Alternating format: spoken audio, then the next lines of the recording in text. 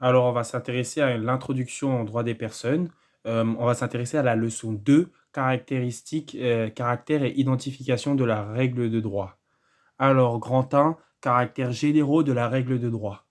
Alors, tout d'abord, on a le lexique Dalloz qui dit que la règle de droit est une règle de conduite dans les rapports sociaux généraux, abstraits et obligatoires dont la sanction est assurée par la puissance euh, public et n'y figurent pas les impersonnels et extérieurs, les caractères généraux de n'importe quelle règle de comportement. L'aspect coercition étatique, obligatoire et sanctionné, est égal à un caractère spécifique à la règle de droit. Alors, petit a, caractère abstrait. Alors, le législateur ne peut tout prévoir, tout régir dans les moindres détails. Il ne peut envisager chaque cas, chaque situation particulière. C'est pour ça qu'il y a un caractère abstrait. Et Portalis disait déjà cela euh, dans son discours préliminaire au Code civil. Il disait que l'office de la loi est de fixer par de grandes vues les maximes générales de droit, établir les principes féconds en conséquence, et non de descendre dans le détail des questions qui peuvent naître sur chaque matière. On voit donc que le législateur ne veut pas tout prévoir dans chaque détail. L'article 1240 du Code civil nous informe que tout fait quelconque de l'homme qui cause à autrui un dommage oblige celui par la faute duquel il est arrivé à le réparer. Alors, on ne fait pas de liste de faits ou de catégories de tout fait. L'abstraction permet d'englober toutes les situations concrètes car les besoins des sociétés sont si variés qu'il est possible de pourvoir à tout. Il faut donc rendre la loi plus accessible avec une formulation simple, éviter de se trouver face à des situations de vide juridique parce qu'un cas n'apparaît pas dans la liste ou parce que la société a évolué et que certains cas n'avaient pas été encore envisagés. L'abstraction serait plutôt un produit de la philosophie des Lumières, selon Sundar Singh, un professeur de l'université d'Oxford. Il caractérise l'identité de la personne française par trois caractéristiques: l'abstraction, l'universaliste, vision systémique avec vocation à s'appliquer partout, et binaire, tout, rien, pensée claire. B, le caractère général et impersonnel, qui complète le caractère abstrait. La règle de droit s'applique sur tout le territoire ou sur une fraction de territoire que présente une particularité objective. Par exemple, lors d'une crise sanitaire, les mesures de confinement ou les pays de la Loire, peu touchés par le Covid, et dont certaines restrictions se sont levées, ne s'appliquent pas à l'ensemble du territoire français, mais territoire avec une particularité objective. Carbonnier a écrit d'ailleurs que le droit est plus grand que la règle de droit. Il y a toute une part du droit qui ne tient pas dans les commandements abstraits, euh, généraux et permanents, mais qui est faite de décisions individuelles et de jugements spontanés et sans lendemain. Quand on lit qu'une règle de droit est applicable sur une partie du territoire, c'est la population qui habite sur ce territoire euh, qui doit subir cette règle de droit. La règle de droit est applicable à tout ou au moins à une même catégorie présentant la même particularité objective. Ça, c'est très important. Par exemple, le Code du travail ne s'applique qu'aux salariés parce qu'il possède la même particularité objective. Portalis écrivait que la loi statue sur tous, elle considère les hommes en masse, jamais comme particuliers. Ce qui distingue la règle de droit d'une décision individuelle qui serait par l'État et ou du contrat, volonté de l'individu de créer du droit. Je me répète, ce qui distingue la règle de droit d'une décision individuelle qui serait prise par l'État ou d'un contrat. Il y a la volonté de l'individu de créer du droit. Toute personne correspondant à la situation décrite objectivement se voit appliquer la règle. Ça, c'est très important. Objectivement. Petit c, ne pas confondre, excusez-moi, avant le petit c, ne pas confondre les règles objectives applicables à une minorité de personnes et les règles subjectives. Bref. Petit c, caractère permanent et extérieur. Petit a, le caractère permanent. Le caractère permanent est une règle de droit qui s'applique indéfiniment sur ce qu'une nouvelle loi vient l'abroger, jusqu'à qu'une nouvelle loi vienne l'abroger et la modifier. Elle n'est pas éternelle parce qu'elle est prévue, parce qu'elle évolue permanente dans le sens où elle est édictée par principe et qu'on n'y met pas fin, à moins qu'elle prévoie elle-même une fin. Les lois ne s'arrangent pas par désuétude. Il faut une autre loi pour abroger la loi ancienne. Par exemple, les lois relatives à l'état d'urgence, de guerre et de Covid, qui abrogent les lois, le législateur. Le caractère extérieur, ça désigne le fait que la règle de droit ne dépend pas de la volonté individuelle des personnes qui y sont soumises, qui y sont soumises. Elle est issue d'une volonté collective. Elle ne nécessite pas l'adhésion de chaque individu. Les règles de droit sont édictées par la société, entre parenthèses coutume, directement, ou encore par la loi par l'intermédiaire des personnes qu'on a élues. L'individu se soumet à l'État et aux règles édictées par l'État. Il est tenu de se plier, à se conformer à la règle. Contrainte sociale qui pèse sur l'individu. Cette extériorité qui distingue la règle de droit au contrat. C'est égal à une manifestation de la volonté individuelle dans le but de s'engager. Je me répète, caractère extérieur, la règle de droit ne dépend pas de la volonté individuelle des personnes qui y sont soumises, elle est issue d'une volonté collective. Elle ne nécessite pas l'adhésion de chaque individu.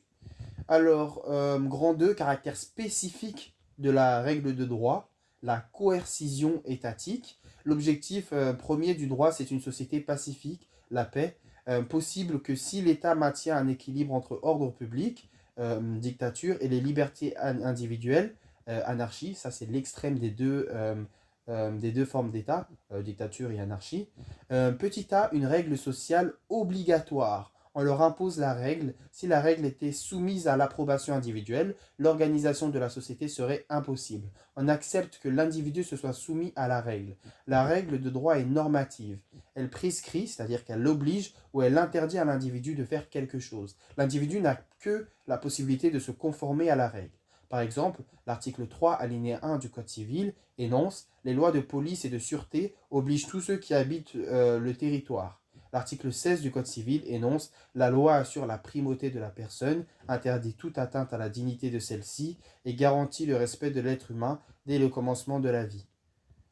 Alors, il faut également notifier l'existence de neutrons législatifs.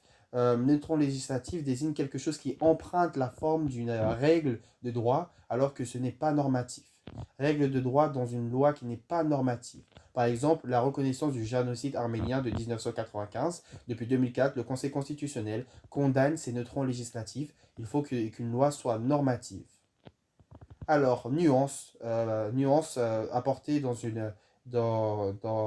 la partie B, nuance à la règle sociale obligatoire.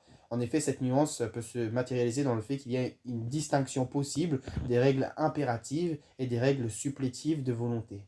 Impérative, obligatoire sans exception, on ne peut pas y déroger, le contourner par l'expression d'une volonté contraire. Supplétive s'applique dans les cas où l'individu n'a pas manifesté d'autres volontés, là pour suppléer cette absence de volonté.